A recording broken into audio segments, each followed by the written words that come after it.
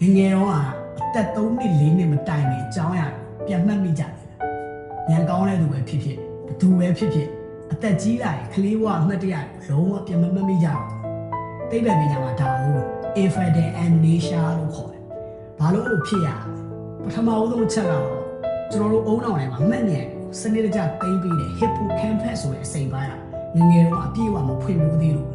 အဲ့တော့ငယ်ကကြုံခဲ့ရတဲ့များရေရှည်မှတ်ဉာဏ်ဖြစ်မပြောင်းလဲပဲပျောက်ပြက်ကုန်တော့နောက်ပြီးခလေးဘဝမှာအုံတော့အရန်ကြီးထွားတာနေ့တိုင်းဆဲအစ်စ်တွေတန်းလေးချီထွက်အဲ့တော့ဆဲအစ်စ်တွေအများကြီးတိုးလာတဲ့အခါအရင်ရှိပြီးသားမှတ်ဉာဏ်ချိတ်ဆက်မှုသွားဖြစ်စည်းဖြစ်တယ်လို့ဖြစ်သွားတာကွန်ပျူတာမှာဆိုရင်ဗျာ data အစ်စ်တွေထပ်ခါ override လုပ်လိုက်လို့အဟောင်းတွေပျောက်ပြက်တယ်လို့နောက်ဆုံးတစ်ချက်ကတော့ဘာသာစကားအသက်ကြီးလာရင်ငါဘယ်တော့ဘာဖြစ်ခဲ့လဲဆိုပြီးစကားလုံးတွေနဲ့မှတ်မိတယ်ငယ်တော့စကားလဲကောင်းကောင်းမပြောတတ်ဘာသာစကားနဲ့လည်းပုံမဖော်တတ်သေးတော့လူကြီးအောင်တော့အဲ့ဒီမှတ်ဉာဏ်ပြန်ရှာခတ်သွားတာဒါပေမဲ့စိတ်မကောင်းမဖြစ်ပါနဲ့ဇက်ကြောင်းတွေပျောက်သွားပြီပဲငယ်ရခဲ့တဲ့အချစ်တွေနှွေးထွေးမှုတွေကတော့ကျွန်တော်တို့ရဲ့မသိစိတ်တွေပါလူကြီးဘဝတွေကြံရှိနေတယ်ဖြစ်